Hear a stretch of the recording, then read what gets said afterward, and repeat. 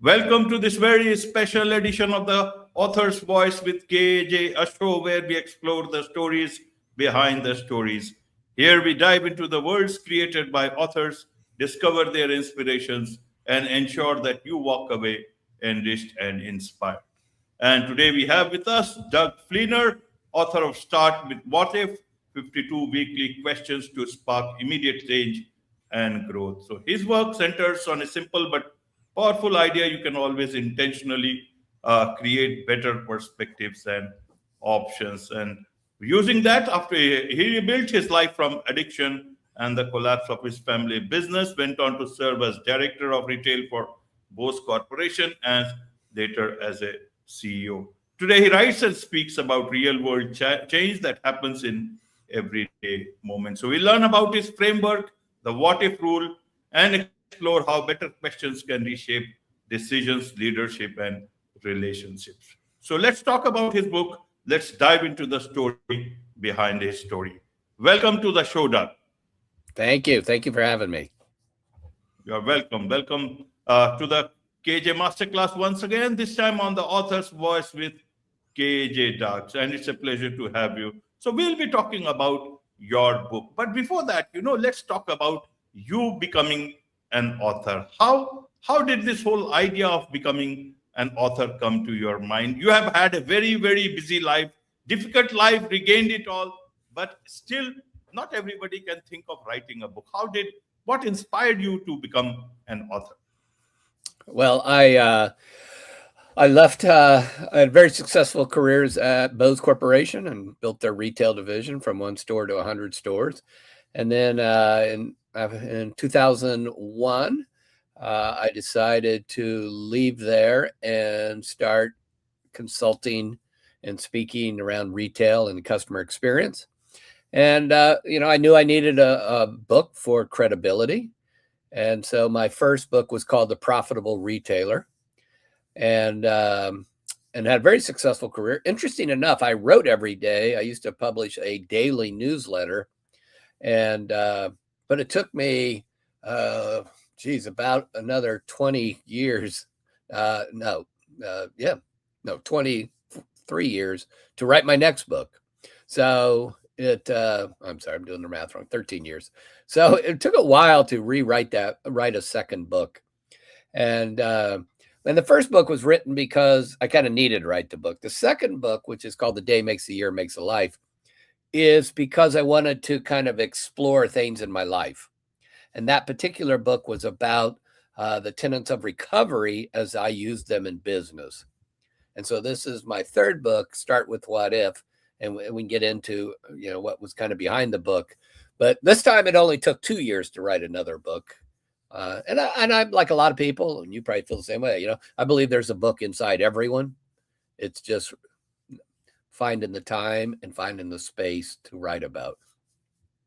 Absolutely, Doug. Absolutely. What about, the what if, this particular book, the latest book that we are talking about, this particular Start with What If? What inspired this book? Earlier ones were perhaps, more related to, as you said, you needed that book. The other one also was related to, if I understand, for the industry. But this one is a bit different. That is where I want to understand. Being with a background like yours, you'd always want to stick to your strongest points about, knowing about the industry. But start with What If sounds to be a bit more, different. That's why I want to understand for the audience what led to this particular book. Well, and this probably happens to a number of authors, is the book I end up writing is not the book that I started off to write. And after I released the last book 2 years ago, I started just kind of really looking at my life and saying, where did change happen that was both big and small? And then I decided I'd connect the dots to say, what was happening? And a lot of us go through huge, big changes in our life, but it's also those small everyday changes in the way that we show up in our relationships, or the way we want to elevate in our career, maybe just get that next position.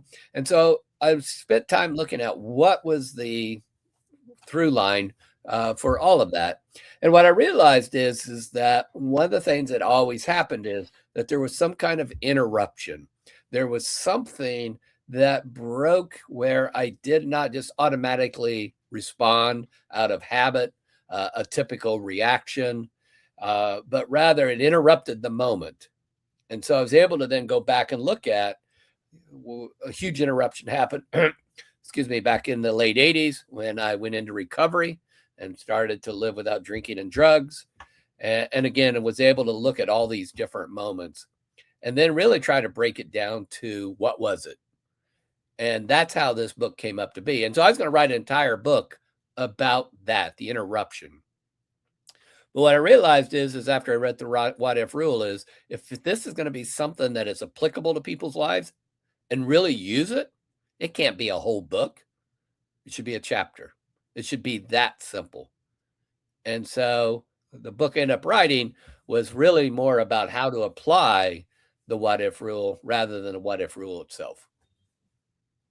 Absolutely. And so help us understand what is this what if rule and how have you explained it in your book? What's inside the book? Help us understand from that perspective also.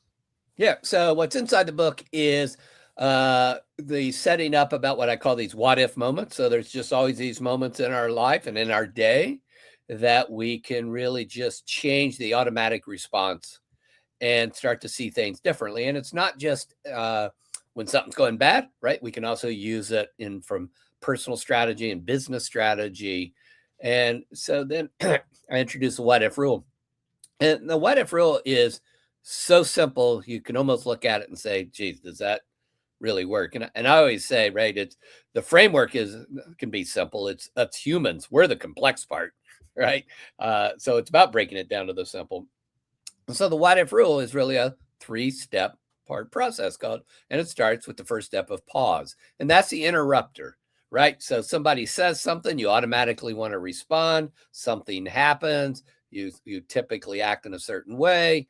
And so the pause just gives you that beat, that moment to just stop the automatic reaction or the stories we tell ourselves and all the other things. And after that pause is the next is to question. And really what we're looking here is to change perspective.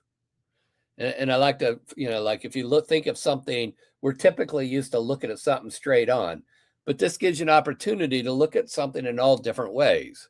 And so the question I use is, what if? And so it gives you a new way to look at something. And, typically what if questions are used to look backwards. Well, what if I hadn't studied that in college? What if I hadn't taken this job? What if I hadn't gotten married? And instead, what we're looking at is to use what if in the moment or to look forward to see the different perspective.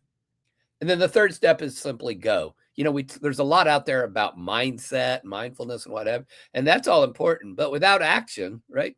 Theory without action, it's just right. It's information. So the third step is go. So it's simple. Pause, question, go. Absolutely. So have you applied it in your life? How do you help people? How should they understand how they can apply this what if rule in their own lives? Well, and there's a story I love to tell, and I like to tell it every time because I think it's so simple. But sometimes in relationships, the things that can interrupt and really get in the way of our relationships, sometimes it's not the big things, but a lot of times it's the small things that our partner does or a coworker does. And there's a story in the book about a woman her husband drove her crazy because he would always leave the cabinet doors open. And it really bothered her. And her story started to be, well, why doesn't he respect me? Why does he do this if he knows it upsets me?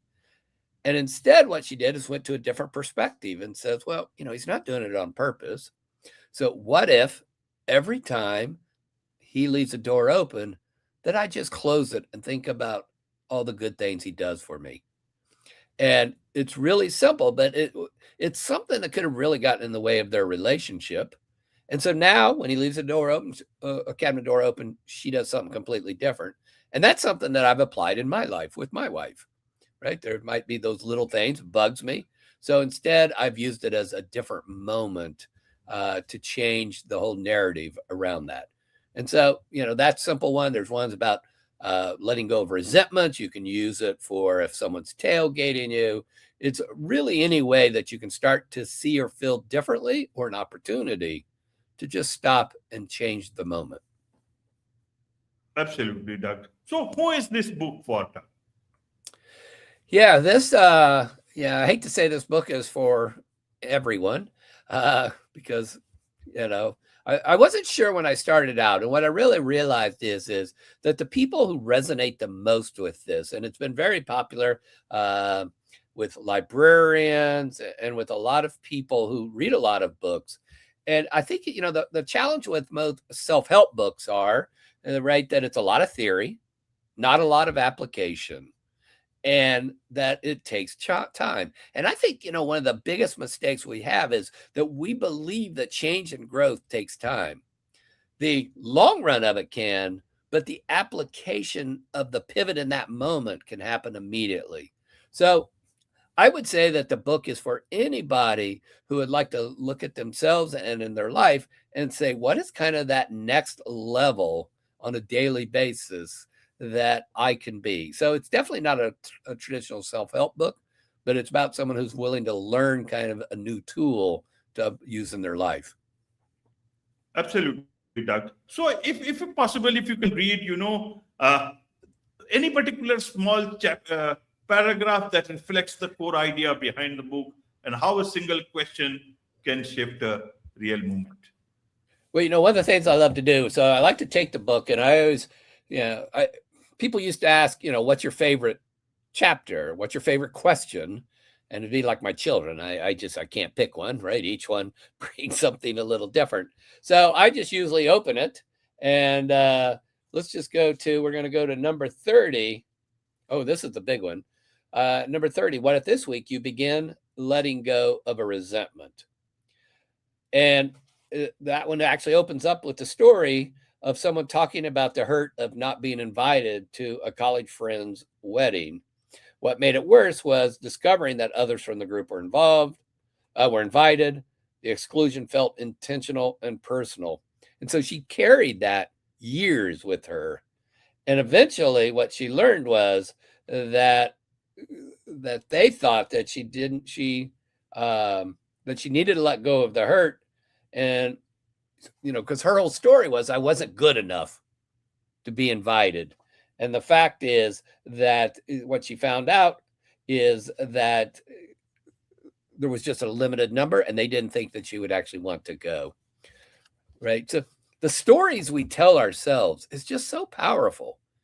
And, a lot of times the story is either no longer valid, or sometimes it's a story that's been given to us, right? So in that particular example, letting go of the resentment, it was much more than just that wedding, right? It's how she felt in the friends group, or maybe what she had been told.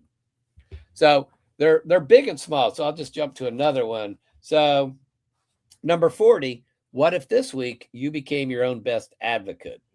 And so in this particular one, this was somebody who was doing, she was kind of always willing to do everything at work.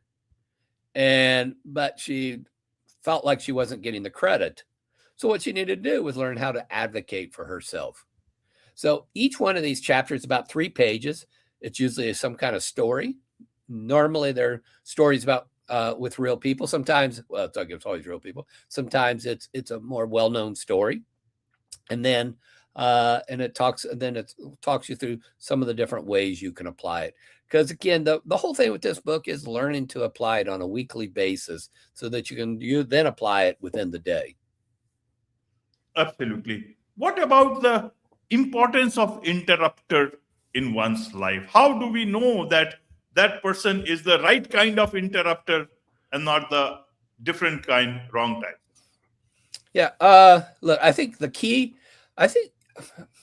when I first got sober, I was around this guy. His name was Kenny.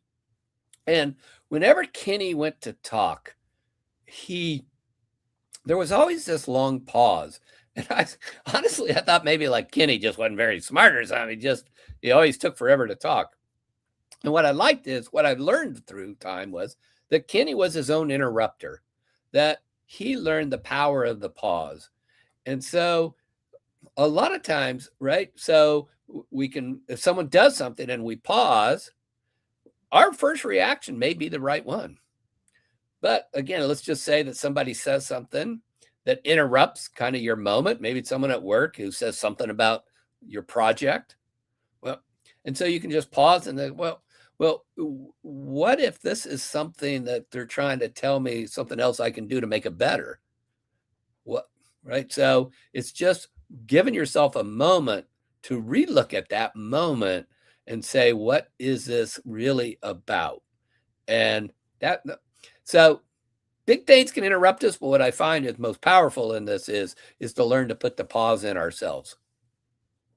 Absolutely. Beyond the what if question, are there other questions also that one should keep themselves open to? The power of questions in our lives, Doug. Yeah, and I use what if only because I think it keeps me from looking backwards because I think, I want to learn from the past, but I don't want to be dictated by the past. And so that's why we use what if. But I think that the big thing is and I'll go back to that kind of that analogy. I just want to put something, any kind of question in there that really allows me to get multiple perspectives. Because I think when think about the movie like The Wizard of Oz. When the Wizard of Oz goes from black and white to color, it just kind of opens up this whole moment. And I think when we try to see other perspectives, what it really allows us to do is then create more options. And when there's more options, there's more opportunities. Whether, again, it's in business and relationships in your personal life, as a parent, what have you. But we often kind of just go to what our first response is. Absolutely. As an author, what was the most challenging part of writing this book, or was it a piece of cake? I think excuse me. I think for me, the most challenging part is letting the process play out even before I start to write. That, I think sometimes as an author, you can get, this is what I'm going to write. And instead, I kind of let the universe and my past experience kind of shape what it's going to be. My writing process for anyone who writes is what works for me is I can write a book in about 40 days. Because once I just write every day once I start. So my wife knows, he's in writing book mode. And I usually I like to sit outside in a lawn chair with a laptop where the sun and the fresh air, and then I just write. And so I know that if I need to write a book, I need to write 12 to 1,200 words a day. And so I got a very methodical approach when it comes to the writing. And some people could take years, and if that works for them, great. I think the thing is not to let the roadblocks and the fears of how the book will be received, but rather just put out your best work and let the market then decide how that is. My feeling is if I impact one person, two people with your book, beyond that, it's all gravy. Absolutely, Doug. So you talked about how the book will be received. So when you started writing this book, what were you hoping it would achieve for you? Did it achieve that? And in terms of how it was received, how was it received by the people? Yeah, it's been very well received, and it's if you're familiar with NetGalley, right? So that's where you launch for the listeners. It's where people go to launch a book and get early feedback. And there's a lot of librarians, booksellers, book buyers on there, and this book did 8 times more interest and feedback than the last book. So that was definitely a good start. And so often, and interesting enough, over the last few weeks is where this book has gone is that what I realize is when it comes to business application, that I kind of needed to change just a little bit. I can use the what if rule as the foundation, but when it comes to business, people are much more interested in the outcomes than in the framework. And so the book is, again, been well received, and I'm pleased with the sales. But most important is I'm especially, one of my favorite quotes from an Amazon review was a woman who wrote, "It made me a better wife, a better mother, and a better employee." What more could I ask for than that? Absolutely, absolutely. So, in a nutshell, what key message, insight that you want readers of this book to take away with them? Yeah, and even if you didn't read the book, what I'd like you to really know is that change and growth does not take a long time. The long-term outcome can change, but anyone can create immediate change. And I think that that's one of the biggest takeaways I want people to know. Whatever is in your life, you can change it in the moment. I was able to, 39 years ago, immediately stop drinking and doing drugs. Doesn't mean it was easy, and it doesn't mean I was the perfect guy afterwards, but I was able to make that change immediately. Absolutely, absolutely, Doug. So this is one more book. Any other book in the pipeline, Doug? Any other thing that you are doing you want the world to know about? Yeah, I think the next book is probably I'm taking this application into business. I have a new program called The Better Leader Now, and really it's a 4-week, 8-person group learning change experience. I've just launched that, and so probably a good chance that the book, The Better Leader Now, will be the next book. And any timelines for that book, Doug? Probably I've been every 2 years. Maybe I'll do that one a little faster. So I typically write in the summer. So, but if you're a leader, someone who leads people, I'd love for you to check out thebetterleadernow.com. And the other thing is, look, I want people to have the framework. I want people to apply this. So if you don't buy the book, I have a 44-page excerpt. I give you the entire framework. You don't have to buy the book to get the framework. I'll give you the chapters that really of how to apply this. And so if they just go to startwithwhatif.com, they can get the excerpt. Absolutely. And if anyone wants to connect with you, Doug, what's the best way for them to do so?